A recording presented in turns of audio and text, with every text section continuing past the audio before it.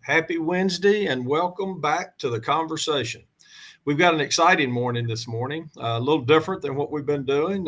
Jim and I have been over at the mega conference in Orlando for the last 3 days. And so we thought, hey, what a great opportunity while we're thinking about, the future and hearing from other thought leaders about how they're thinking about the industry. Why don't we just get together and share with you what we heard, what we're thinking about? So we're bringing Jim Fogler out from behind the camera this morning.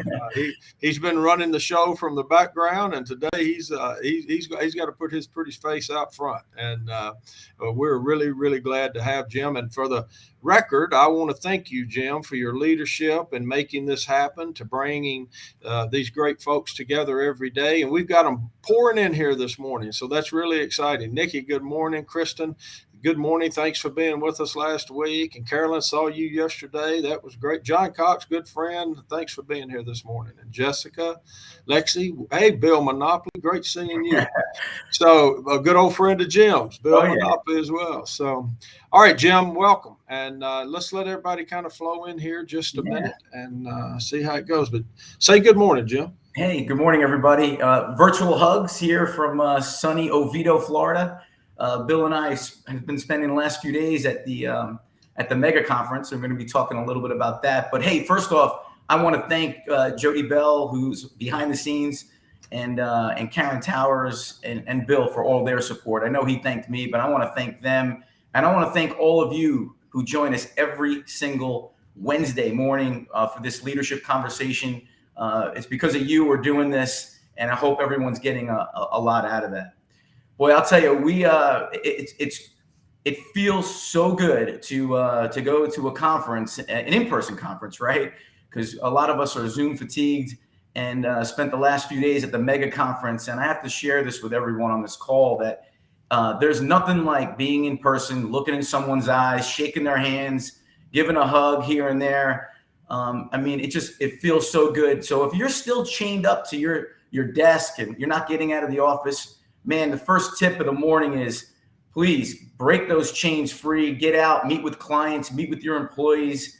You know, I know everybody's feeling that Zoom fatigue. It was discussed at the conference. It's like, oh my God, I remember seeing you in this square for months and months, and it's so great to see you in person. So anyway, it's great to be back. Bill, I'm gonna take this opportunity now to plug our conference, gang. So yeah, if you're on this call, I'm going to share with you that our conference, the Florida Media Conference, is coming up August 4th and 5th.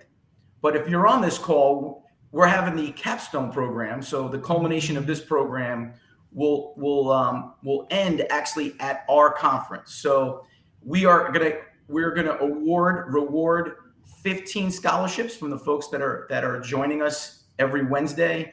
We're going to have a video application. We're going to ask a few leadership questions. And obviously your participation on these calls will come into play as we decide who will get those 15 scholarships. The program will have about 20 to 30, actually more than that, maybe 30 to 35 folks in beautiful Ponte Vedra, Florida. That's on the East Coast. And that will be held at the Sawgrass Marriott. So that's the famous TPC Sawgrass Golf Course. It's going to be a great venue, a great conference.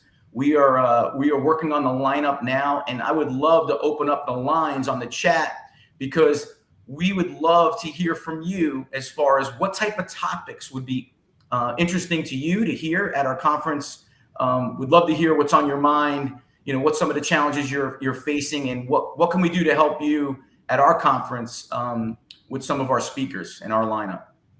Yeah, and I would say too, show Jim some love this morning. He's out front, and he wants he's a big guy around collaboration. So do share in the chat some of the things on your mind, and I hope as we talk a little bit about what we saw this week, that'll energize your thinking around, hey, could we follow up on that, or those are things. But when we come together as a team, we don't want to waste a minute of that time, right? Because time is valuable. We've talked about through this program, think about our most valuable activities, and I don't know about you, Jim, but as I look at the flow of people coming in here, hey, Daryl, good seeing you again. Patrick, Nicole, Lexi, Diana again, and Rebecca, and all these new, folks are coming back every week. I mean, Sandy, good to see you. Bill, good seeing you back. But as we talk about what we're doing as a leadership group, I got to tell you, I don't know about you, but it encourages my heart to see people get up and they're ready to start their day. They want to be, motivated to think about things, differently, and think about critical thinking related to their business. And seeing the enthusiasm here this week, I'm just jazzed about where we're headed and everything, Jim. Hey, Bill, let me tell one more quick story. And, we heard a little bit about work-life balance, right? Because everyone's so damn busy. So I will share a quick story. Last night, decided to, I could have stayed another night. I was at Mega for 2 nights. I was scheduled to be there for 3. I was going to do this live from the Mega conference this morning, but my son wanted to go to the Solar Bears hockey game last night. So, but that would mean me coming home. We have a dog, so I decided to surprise him, and I made it home last night. We made it to the Solar Bears game. It's kind of funny though. I pull in the driveway. I come in the house. I go ready to go to the game. My wife's like, "What are you doing home? I thought you were staying another night." Well, I told you. I said that was a pleasant surprise for them, right? Oh yeah, absolutely. But anyway, let's jump in here a little bit, Jim. And we had probably 300, 400 people here in Orlando, beautiful Orlando. We were glad to see that our great state of Florida was able to host this conference. Kind of the themes coming out of that, Jim, to me were, some of the same kind of themes you would expect. I mean, we're not reinventing, anything here. It's how do we continue to take into account the current realities of the marketplace, and how do we do the things that, we do as an industry and as a business, and how do we apply that against our talent pool, right? So a lot of discussion around execution, which I think is outstanding, but a lot of discussion around talent development, right? So we had Google here talking about their news initiative. That was kind of interesting to, hear the dialogue back and forth, the pluses and the minuses related to what a big tech company can do to help, but also how they take their share of the market, right? Those types of things. But I did think we had a great panel with some of the CEOs here this week. We had Tony Hunter and Jeff Thompson and Lowell and Donna from the Atlanta Journal-Constitution, talking about how they view going to 2025. And I think what I took away from that, Jim, was that there's the optimism there is better than what I've seen in many, many years past. And I do think you're right, having everybody come back together and be able to truly collaborate and feel that energy, right? I mean, I love doing these things across, LinkedIn and others. I mean, Zoom and even this LinkedIn, but it's not the same as shaking someone's hand. So let's see what Stephanie said. New hybrid models shared. There were some new hybrid models shared. We'll talk about that a little bit. And getting new ways of getting in front of our regional. I tell you, you're hitting on kind of the key there, Stephanie. The big question still remains, our number one job as an industry is to strengthen the communities we serve and to help businesses grow. That there was no theme. Jim, did you hear anything different than that this week? No. I mean, everything still centers around that very core principle. Yeah. I think one of the big questions continues to be, then where do you prioritize your investment? Right. I will say there was still a lot of feeling around kind of efficiency, but I think we're starting to move away from that being the headline, right? And more around more of a context of investing. Right. Yeah. So a lot of what, I was sensing in a lot of my one-on-one conversations were, we're starting to stabilize the business. So think about it from a P&L point of view. We're starting to stabilize the business to where our cost structure can be supported by our local controllable business, right? That has been a big challenge in our industry if you're in the news business, right? Particularly with a legacy in publishing. So that is really, really good news for both the scaled and consolidated operators as well as those hyper-local businesses. And those hyper-local businesses seem to even have a somewhat of a better advantage relating to the ability to connect to that true local mission of strengthening communities and helping businesses grow. So out of that, and Jim, I want you to jump in here now and talk about this a little bit. Yeah. There's still the ecosystem of how we do that is really around our culture, right? What do we stand for? What are our values? How do we inspire people to get up every every day and go take this mission on? How do we attract the best talent and have dense talent? Now, next week, I'll give you a little headline. We're going to talk a lot about talent density and how to pull that off, creating high performing teams and all of those things. But then it just keeps working in that infrastructure of the building blocks around team development, business development, visioning, execution. So, Jim, what are your thoughts Yeah, on culture and all that? yeah, no, I think you hit the nail on the head. I mean, I'll quote Tony Hunter. You know, he basically said we as an industry need to focus on the core, right? And we need to then leverage technology and automation, and we need to do that so we can not reduce expenses, but free up folks, more feet on the street. And we need to leverage our technology. Now, a lot of folks on this string are from larger papers, and they are leveraging technology, right? They're leveraging Salesforce, SCRM. You heard about Modulus. You heard about Column. These are these one-stop shop, tech companies that are helping making our job easier, right? With self-serve models. That's where we're heading, and then focusing on the larger accounts with our talent. But culture today, gang, is a top priority. We heard that loud and clear from the leadership, especially in this new hybrid world, Zoom world, remote world.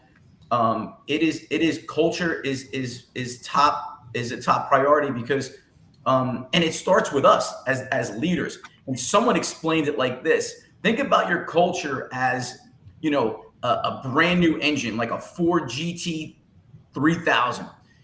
And we as leaders, we're the oil, right? We need to make sure that machine is running. And I know Daryl Sandlin will love this analogy, right? We got to make sure that we have the right oil in there. We got to make sure that oil is checked every single week and making sure that our engine is running solid.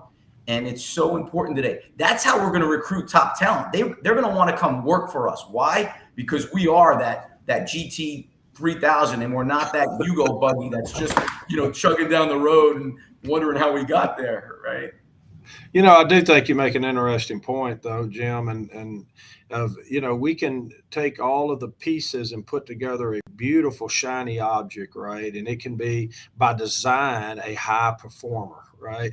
But if you don't have the elements of like the oil and the maintenance and the conditioning to allow that exceptional technology or that exceptional design to really fulfill on its greatest potential, then a lot of that is never realized, right? And I do think, as we've talked about in this leadership series, it really comes back to how do we maximize the effort for which we're putting into something to get the maximum return, right? So it's not just about building pretty things or jazzing everybody up. The application, right, and the execution of that design and that strategy has to equally be top of mind. And a couple of things on culture before we jump off of it. A lot of people view this in a lot of different ways, but kind of 5 takeaways, as you and I and Rita was here with me this week, everyone, and so she helps me think very critically about these things, and being a writer can get to the point better than Jim and I sometimes. So there were 5 things that we kind of took away. In some ways, it's a code of conduct, right? It's how do we think about how we act, behave, apply our business, our values, what do we represent, and what do we stand for? A way of communicating. It is an optimum way to connect everybody to a common vision, a common purpose, something we can all believe in. What do we want? High performance. We want the ability for people to feel safe, to communicate. Remember, back to challenge that process. Our culture has to embrace that in a way that people feel good about doing it, and their voices are honored in that conversation. It's a pattern of activity. I think that's a great nuance and a point in there, right? It's about how do we act, coming back together face to face, the energy that creates, what that means for a high performing team. But it's about our activities and how we spend our time. It's all within there. And then it's that collective shared values. It's under that umbrella of culture as well, understanding what that means, how we treat each other, all of those types of things. And then finally, it comes down to that mutual mission and purpose, right? We can't talk enough about purpose, right, in this context. So I thought those were 5 really good takeaways from this kind of conversation around culture. Now, interestingly enough, David Chavin, who is the CEO of the big organization that was helping support this, and the team that was up there of Tony Hunter and others that run these companies, David's kind of position was culture is overused in a lot of ways. We talk a lot about it soft and everything, but we don't actually apply that. But it was interesting to hear those leaders that actually run the media organizations kind of push back on that and really go back to the point that culture in their mind was everything. It was the platform for which they could communicate from and build an ideology from and get everybody aligned to. So, Jim, I want to point out something Saber said here. I think it's great. And two, Christine talks about having confidence in our leaders is very important. That's kind of that model. Yeah. Yeah. Before we jump off culture real quick, I just want to add to the 5, and that is the fact that, loud and clear from the leadership panel that we need to be a bottom up organization. So think about that for a second. If your organization is top down right now, and if it's all about your employees, and you are inspiring them and you want them to move the needle, right? Are you a top-down organization or are you a bottom-up organization? And they're saying today you need to be a bottom-up organization and you need to flip your model. So if you are now, top-down driving the train, you need to be bottom-up and you need to put the employees first. And if you're not doing that now, you need to be doing that. So that was loud and clear to me. Flip the org and put your employees first. Yeah, very good advice, Jim. And I know you've done that with your team. You're walking the walk, like we say, your tongue and mouth and one going in the same direction. So Nikki came in too, talked about clear and confident direction from leaders and passion behind a purpose is really, really important. All of that is in the themes of all we've been talking about. And like we said many times, passion is great, but if you can't follow through and actually activate against that, it's just a rah-rah session, right? It's a pep rally. Love that. Sarah talked about, loved hearing that bottom-up philosophy. Agree 100%. And well said, Jim. But Dave, let's go back to something Sarah asked about because it's in our agenda items. Great conversations at Mega around how to embrace innovation in local markets by tapping into talent and developing new channels, specifically in the podcast and videography space. We'd love to see more about that coming forward. We are going to talk a lot more about that, Sarah, because really and truly what we're seeing now, and I think this is an important nuance, is because we're seeing that the cost basis is getting where local controllable revenue and influence can cover those costs. Now it's about adjacencies, right? What are those other things that we can bring into our portfolio to communicate to our communities, to bring a channel to provide more access to the marketplace for our advertisers and clients, right? So, we talk a lot as individuals about side hustles and all the other ways we develop our talents and we create value in our own individual brand and how that plays in the market. It's no different in the organization. So I was impressed to see that people are starting to think with a little bit more confidence, right? I polled several CEOs last night as we were wrapping up about headlines coming out of here and what they thought. And I did get two things that were kind of a general consensus. One was most people are starting to feel like that there's a horizon beyond 1 or 2 or 3 years. They're thinking broader and longer term. That's important because that starts giving you the confidence then to build the foundation to have the sustainability beyond the near term, right? If you're just looking at really up close, it's hard to really look beyond, those early activities. You can't build something that's foundational for the longer term. I think that's very, very important. Jim, any observations around that? No, but I'll tell you, we're going to definitely have that part of our conference, gang, everybody on this call, because video is becoming king, right? And there's a movement towards influencer marketing. We are at Intersect Media. We're going to dip our toe in this water because we need to. It's exploding, and we just need to get our arms around that. You guys are seeing more vodcasts, podcasts. This is becoming very, very popular. For those folks that are not following Tracy Oswald, she has a new Reinventing Yourself. And I think it's actually after this session on LinkedIn Live. Folks, if you're not following her, you need to be. She is a strong leader. She's got she's doing some amazing things on purpose. I would follow her on LinkedIn. She'll be at our conference as well. So Bill, I think Sarah is Spot on, man. I think that is something that we need to pay attention to. We need to do more of. We as leaders need to do more of that. Matter of fact, that's why we're going to have folks submit an application to be part of our conference, to be part of our capstone. We're going to have them submit a quick video to us. So if you're not comfortable, you're going to get comfortable. I can't believe how fast this time goes by. A couple of things that we just hit the 20-minute mark, but a couple of things I did want to leave everybody with. We talk a lot about evolution of the business and transformation. When I was talking about investing and looking at adjacent markets, I think that's a little spin on that evolution. But one of the things I was asked by several people, we come in here and we talk a lot about that, but what are we evolving to? Right? Where are we going? What does it look like when we get there? It's not a destination, it is a journey, but that is part of quality visioning, is to be able to lay out a case. Yep, Tracy's talking about Tracy's podcast there and other things. So I think, Jim, that's something maybe we want to talk about in a future session. Unfortunately, we're running short on time here. Jim, do we have a book to give away? Is there anything you're thinking about there? Yeah, we do. Let me close it out on one more tip, gang. So one of my observations, Bill asked me about my observations. One of them is I'm still seeing a lot of folks right here. And it's amazing. We're so glued to our phones. I'm going to give away this book. It's called Be Where Your Feet Are by Scott O'Neill. And it's going to Sarah Willard for all her engagement today. We appreciate everybody's engagement. It means a lot to us. This book's about phone down, head up, be present, right? And I think that's so important today for our employees. Even in your home life, you need to be present and have purpose. This book is amazing. If you're not following Scott O'Neill, Jay Shetty, they have a great interview, gang.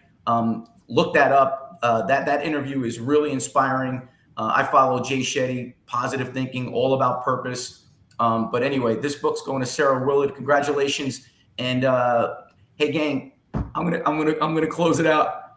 Lead on. Have a great day. Good week, everybody. Bye-bye.